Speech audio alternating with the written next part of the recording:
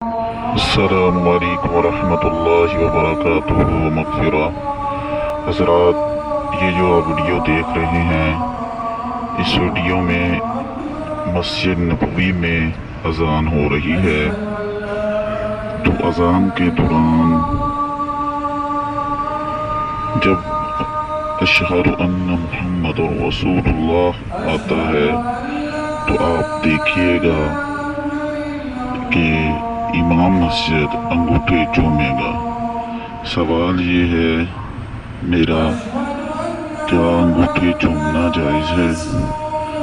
اگر ناجائز ہے تو پھر مسجد امام، یہ دیکھیے یہ انگوٹھے چوم رہا ہے، یہ دیکھیے، تو یہ کیا ٹھیک ہے یا نہیں ٹھیک؟ اگر ٹھیک ہے تو کمنٹ ضرور کیجیے گا۔ مزید اچھے ویڈیو دینے کے لیے برائے مہربانی میرے چینل کو سبسکرائب ضرور کیجیے گا۔ بہت بہت شکریہ۔